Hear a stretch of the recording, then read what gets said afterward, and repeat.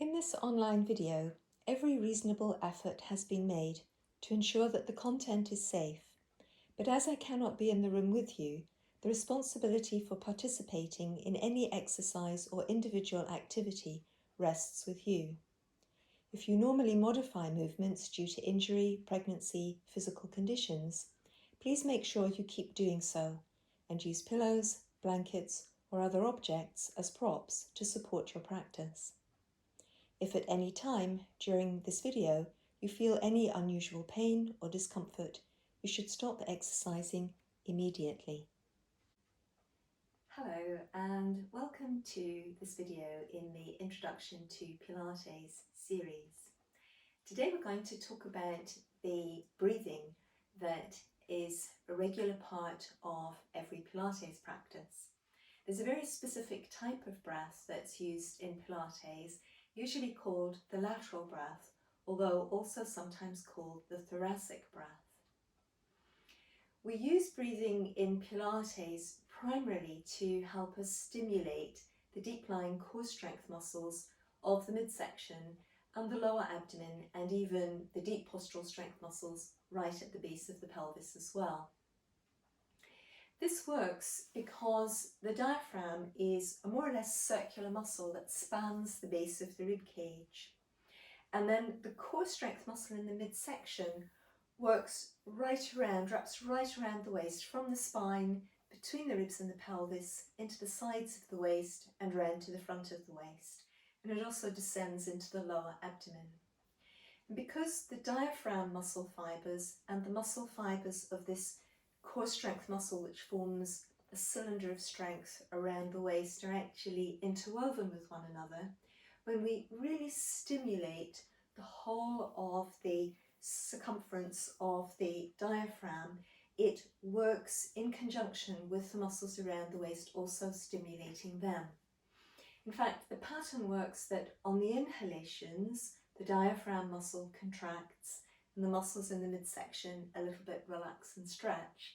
And on the exhalations, the muscles in the waist contract whilst the diaphragm relaxes. And working together in this way, the diaphragm and the core strength muscles bring a lot of strength to support the spine and also to support upright movement. The other big advantage to the Pilates style of breathing, which is a very wide breath, is that we're aiming to really keep the expansion that occurs within the body on an inhalation inside the chest. So often when people breathe in, their abdomen actually pushes forwards.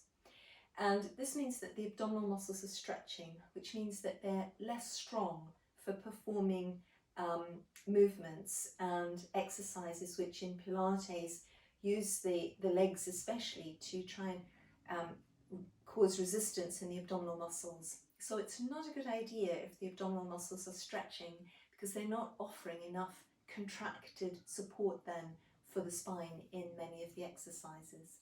So what we try to do is really maximise the capacity of the lungs within the rib cage to take up the breath, so that we have less stretching and pushing into the abdomen.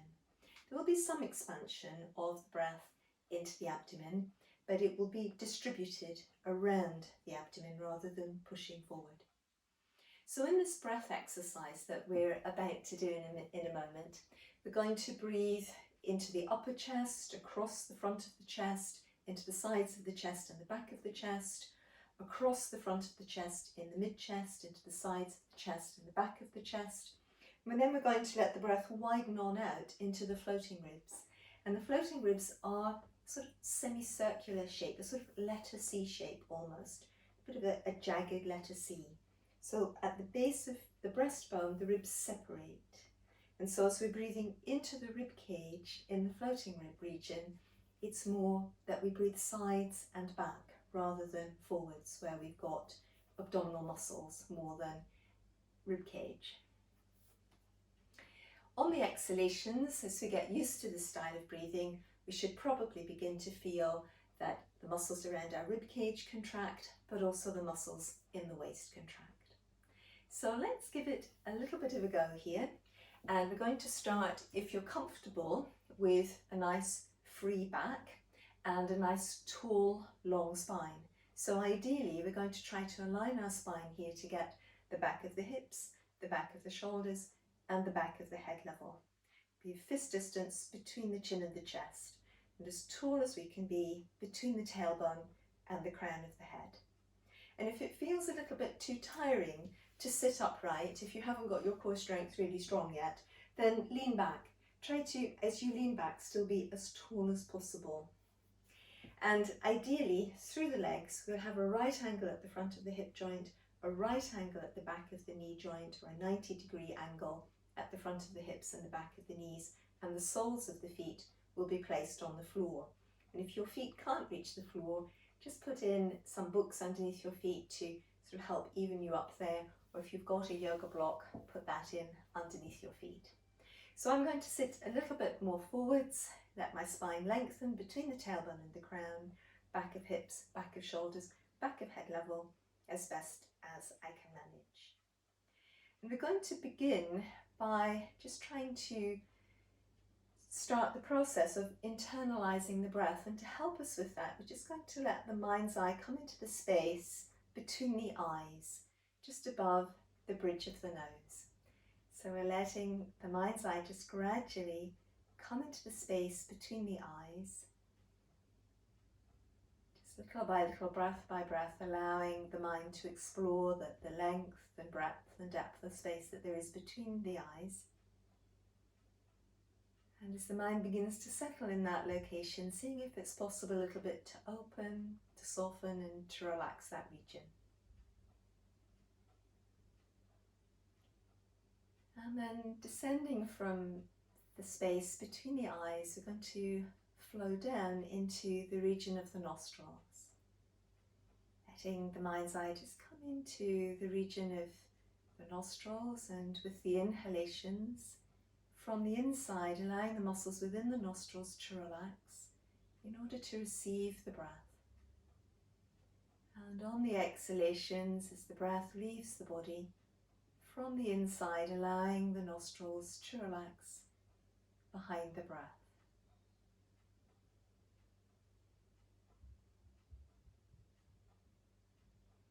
And then gradually letting the awareness travel through into the space at the back of the mouth. Letting the mind's eye connect with that length and breadth and depth of space, just there at the back of the mouth and the very, very top of the throat. And again, as the inhalation comes into that space, you can know it by the coolness of the breath meeting the skin at the back of the throat. Just allowing that space from the inside to soften, to open, to expand, to receive the breath. And with the exhalations, again, allowing that space at the back of the mouth just to soften from the inside behind the breath.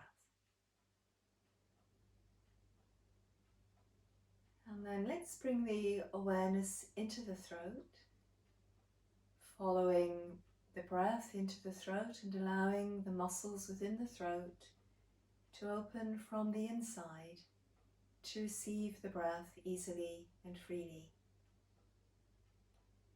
And again, on the exhalations, allowing the muscles of the throat and the muscles all through the neck to relax from the inside behind the breath.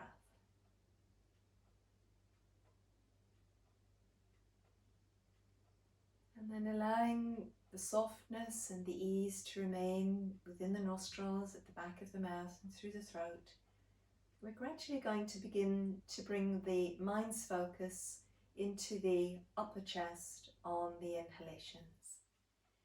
And initially with the inhalation, visualizing the breath widening out behind the collarbones, opening into the space to either side of the ribcage and the shoulder joints. Picturing the breath drawing back into the space between the shoulder blades and the upper back. And with the exhalations now, we're going to let the breath leave the body from the top of the breath. So thinking in terms of breathing out through the nostrils, and then through the back of the mouth, and then through the throat, the upper chest, mid-chest, depth of chest.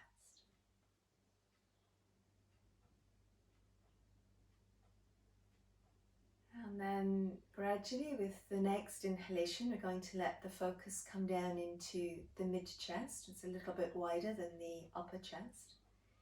And with the inhalations, focusing on the ribs opening away from the breastbone, expanding into the space beneath the shoulder joints, and back into the space at the base of the shoulder blades in the back of the rib cage. And again, on the exhalations, breathing out through the nostrils, through the back of the mouth, through the throat, upper chest, mid-chest, depth of chest.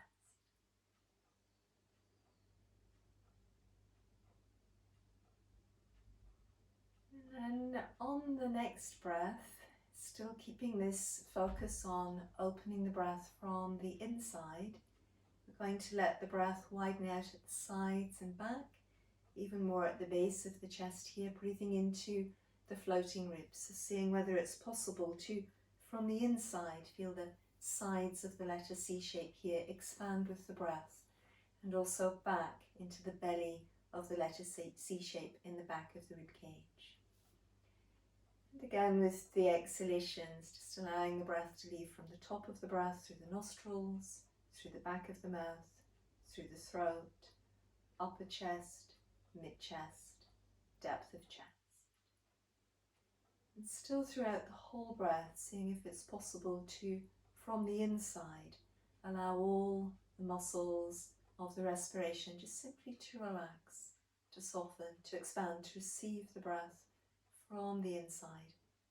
Really allowing the chest to open and widen and deepen with the breath. And on the exhalations, breathing out from the top of the breath. And you may begin to notice that by breathing this way, almost automatically, the spine begins to lengthen and the body begins to lift a little bit more upright.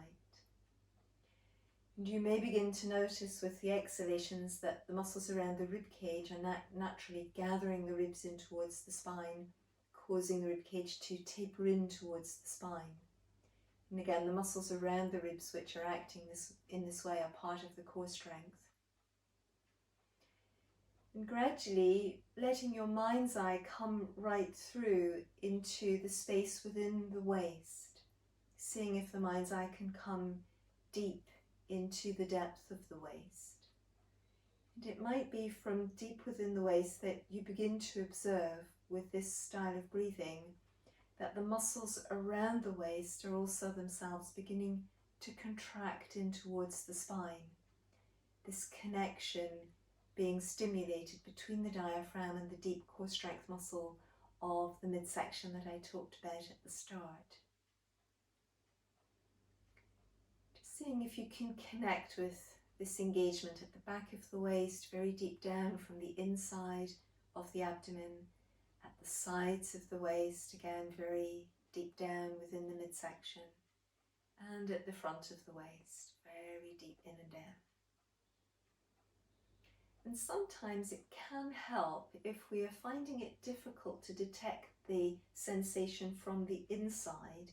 It may help us to get a little bit more information about it to bring our hands onto the waist. In which case, let's put the thumbs onto the back of the waist and the webs onto the sides of the waist and the index fingers onto the front of the waist. And just as you're breathing in, if you've still got this nice wide breath that we thought about, the breath opening out behind the collarbones, out towards the shoulders and back to the shoulder blades, the breath opening away from the breastbone, wide to beneath the shoulder joints and back to below the shoulder blades, the breath widening into the floating ribs. Probably on the inhalations then, if you've got this really wide breath going, you'll feel a gentle expansion sort of more or less simultaneously into the thumbs, the webs and the index fingers. And this feeling should be a little bit stronger. The expansion should be a little bit stronger to the thumbs and then to the webs and minimal to the index fingers. And then on the exhalations, if you're still breathing out from the top of the breath, nostrils, back of the mouth, throat, upper chest, mid-chest, depth of chest. Should be able to feel beneath your hands this contraction, this automatic contraction around the waist. And just seeing if you can really let your mind's eye engage with that deep from the inside as well as through the hands. And whilst we're engaging the core strength here, it's not necessarily strong enough for us to be able to perform the Pilates exercises at this level of contraction. So let's just see if we can emphasize the strength around the waist with this breathing technique. So we're going to imagine that the muscles around the waist are functioning like a belt, and it's a belt that begins to either side of the spine. And let's say that the belt has 10 notches or 10 holes, and it's going to cinch us in at the back of the waist, at the back, at the sides and the front.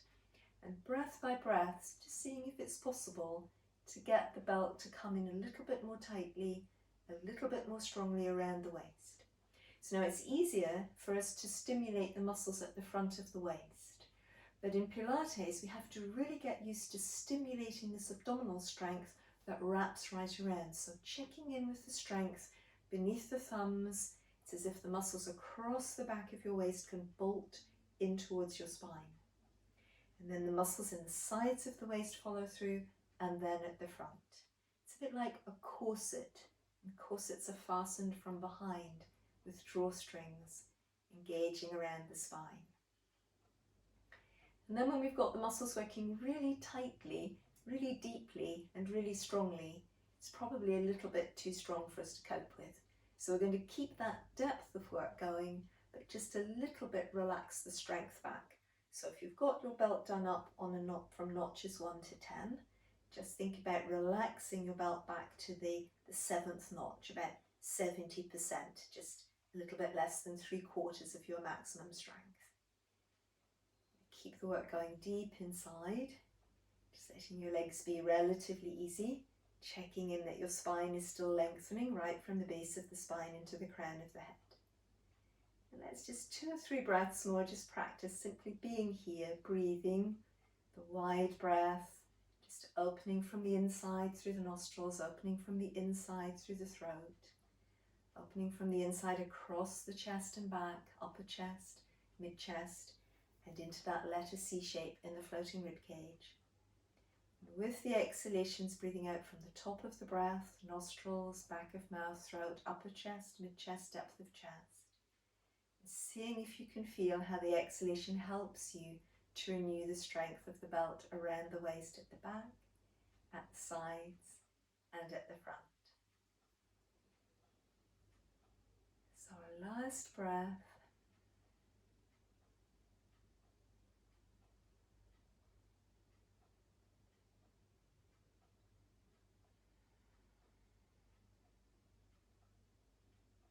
And then just allowing yourself to begin to breathe normally again. Just letting the breath relax and letting the waist muscles relax a little bit as well. After we've been practicing breathing, our breath is probably a little bit changed, it's a little bit opened, a little bit enlivened, so it won't quite feel like the regular breath before you started the breathing practice exercise. That's normal, but just let it come back to what feels natural again and easy and free. And really, what I always say to beginners at the very start of learning Pilates is to practice the breathing. Practice the breathing, and so much else begins to fall into place. The ability to lengthen the spine in the exercises, the ability to find the core strength muscles, and to keep going as well in the exercises with this nice deep wide breath to help keep us energized. When people practice the breathing regularly, I can spot it immediately. Between the first week and the second week in a course, I can always spot the people who remembered to practice the breathing and those who just probably forgot. Breathing is tremendously powerful, and of course it is breathing, it is respiration that keeps every living thing on the planet alive. So practice your breathing and you probably can't go wrong. Thanks for watching, and see you next time.